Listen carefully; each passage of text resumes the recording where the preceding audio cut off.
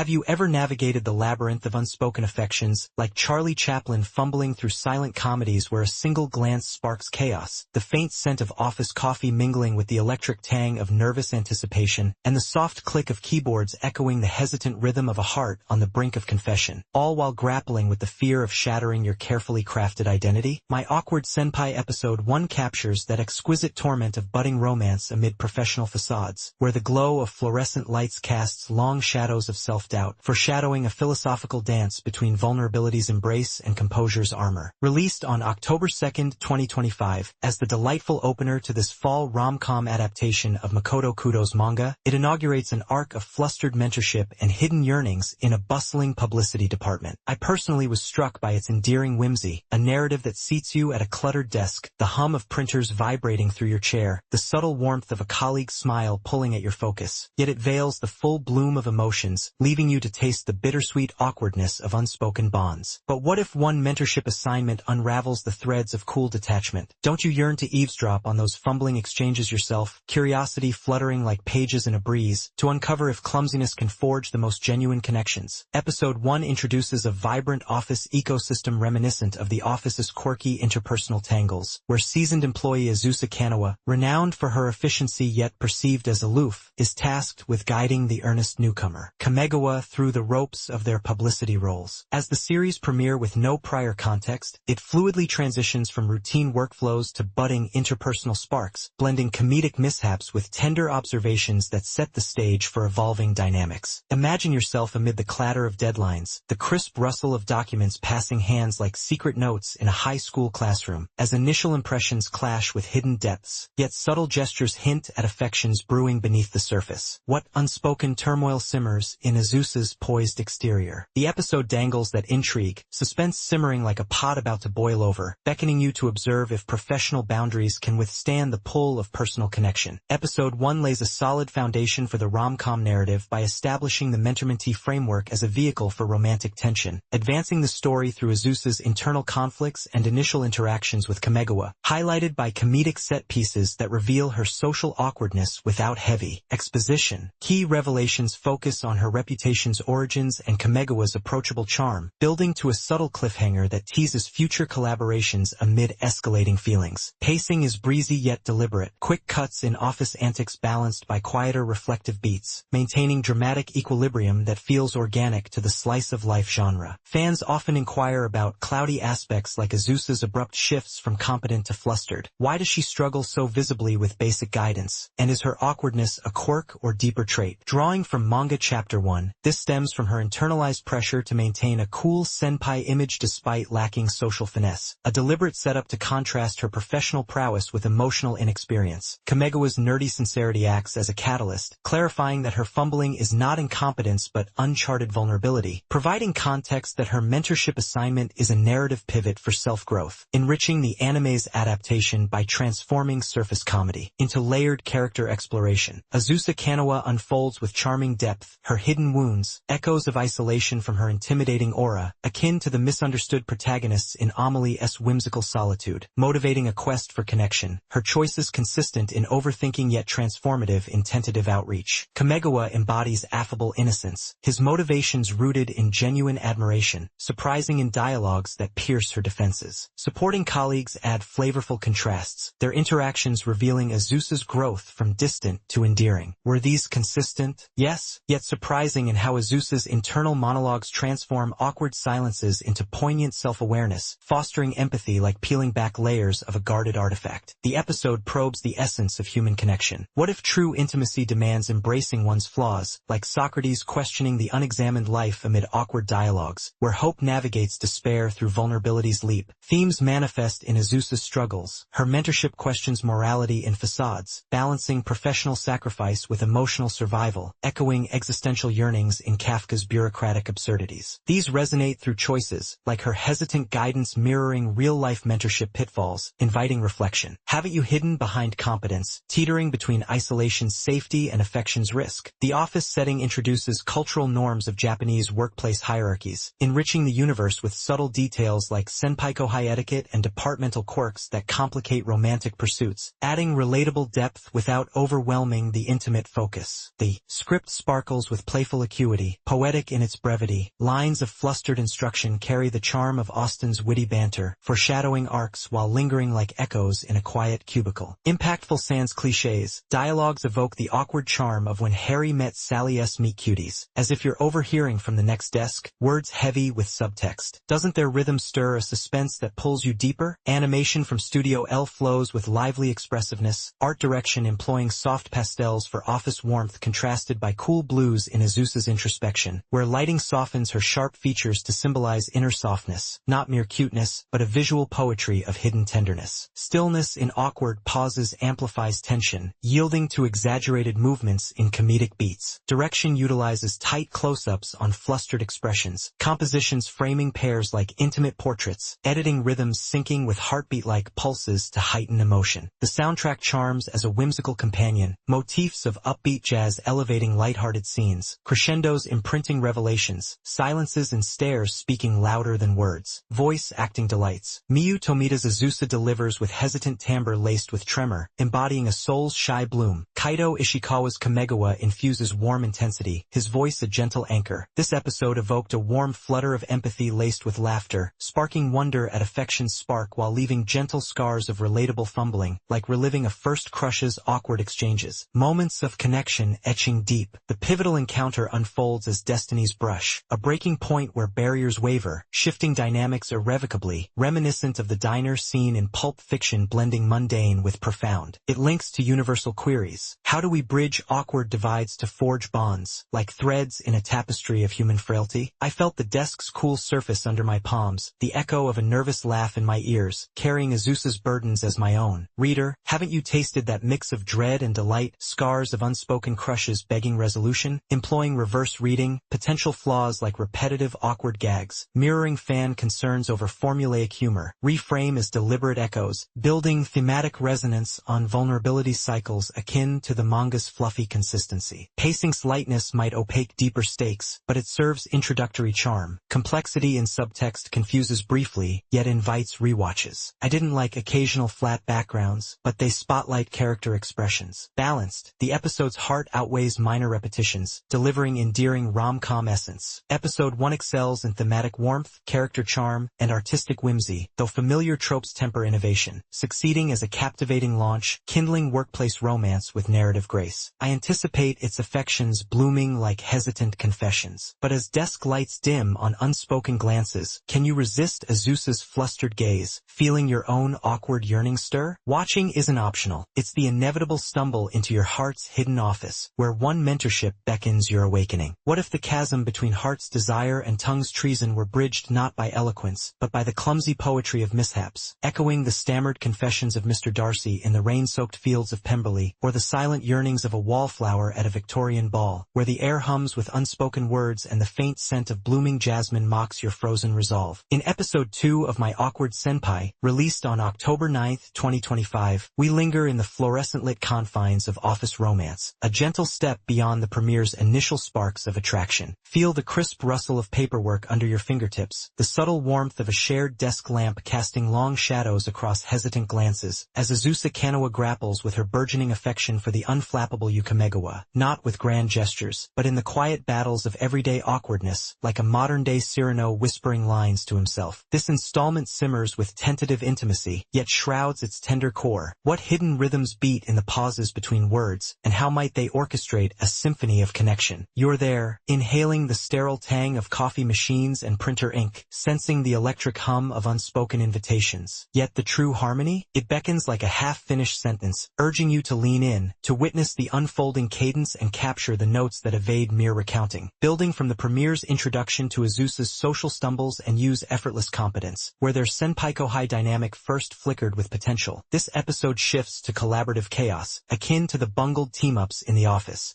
Holiday parties or a startup's frantic pivot during a historical economic crunch. Azusa and Yu tackle a pop-up collaboration cafe project for a trendy game, her attempts at closeness manifesting in fumbled offers of aid and invitations, much like a shy apprentice shadowing a master craftsman in Renaissance workshops. Mishaps cascade in the kitchen's heat and the project's deadlines, alliances tested amid comedic blunders, culminating in a moment of reluctant revelation that teases future entanglements. But why does Azusa's resolve crumble at the threshold of simplicity, and what external pulls threaten their budding rapport. The intrigue thickens, pulling you into the cluttered break room where timers tick and glances linger, fueling a craving to pierce the veil, to stand amid the flour-dusted counters and unravel the mishaps that words alone cannot resolve. The plot glides forward with the lightness of a rom-com waltz, advancing the central narrative from mere acquaintance to layered longing, much like early episodes of Friends where crushes brew amid everyday absurdities. Revelations emerge subtly. Azusa's awkwardness isn't mere quirk but a shield against vulnerability, with no seismic twists but a gentle cliffhanger involving recruitment whispers that hint at workplace rivalries. Pacing maintains a breezy equilibrium, blending slice-of-life repose with escalating comedic beats, no rushed frenzy, but a balanced rhythm akin to a sitcom's act structure. Dramatic poise holds, introspective flusters offsetting group antics, though the episode's low-stakes charm echoes the patient courtships in Jane Austen's parlors. Addressing fan-curated, cloudy aspects, why Azusa's invitations falter so spectacularly. Is her ineptitude innate or nurtured? The manga source, chapters 2 to 3, per adaptation patterns noted in online discussions, illuminates. Azusa's social reticence stems from a backstory of isolated excellence, where her prodigious skills in design isolated her from peers, fostering a cycle of self-doubt. The light novel expansions, Volume 1 equivalents, deepen this, revealing her internal monologues as a coping mechanism, clarifying that Yu's recruitment tease foreshadows corporate poaching arcs, transforming animated hesitance into deliberate foreshadowing of growth through confrontation. Characters bloom with poignant subtlety, their inner worlds as nuanced as those in Chekhov's short stories of unrequited affection. Azusa deepens beyond caricature, her motivations a tangle of genuine admiration and fear of rejection, choices consistent in their timidity, yet surprising in flashes of determination, transformative as she navigates envy toward Yu's suitors. Yu embodies approachable enigma, his competence masking subtle empathy, growth manifesting in quiet accommodations that hint at reciprocal interest. Supporting colleagues add vibrant layers. The boss's bluster reveals paternal wounds, while co-workers' teasing exposes group dynamics. Dialogues surprise with their authenticity, like office banter evolving into heartfelt nudges, consistent yet pivotal in shifting Azusa from observer to participant. Thematically, the episode probes the fragility of connection amid isolation's veil, power not in dominance but in vulnerability's quiet assertion, manifesting in Azusa's struggles to bridge emotional gaps, questioning if hope triumphs over despair's whisper, as in the solitary inventors of the Industrial Revolution finding solace in collaboration. Morality surfaces in workplace ethics, sacrifice and swallowed pride for shared success, survival demands navigating social minefields, hope flickering in mishandled invitations that affirm human imperfection. World-building remains grounded in contemporary office lore, enriching the universe with cultural nods to otaku collaborations and hierarchical nuances, complicating it like subtle hierarchies in Mad Men's agencies, where personal and professional entwine. Dialogue sparkles with comedic precision, sharp yet laced with poignant undercurrents, occasionally brushing cliché but impactful in its relatability. Lines on failed invitations resonate like Woody Allen's neurotic monologues, foreshadowing deeper bonds and echoing post-credits with wistful charm. In the cafe's bustling prep, words carry the savory aroma of half-baked plans, immersing you. Hear the stuttered query hanging in the air like a paused vinyl record. Feel the heat rising to your cheeks as eyes meet and avert. What invitation would you extend in Azusa's shoes, facing the mirror of your own hesitant heart? This linguistic dance heightens suspense, each fumble a lure, stoking curiosity. Will these stumbles lead to steps forward or further retreats, compelling you to immerse and divine the rhythm's resolution? Animation delights with soft, expressive fluidity, art direction employing warm pastels, gentle yellows and blushing pinks, to symbolize budding warmth amid sterile grays, much like the vibrant pops in Amelie's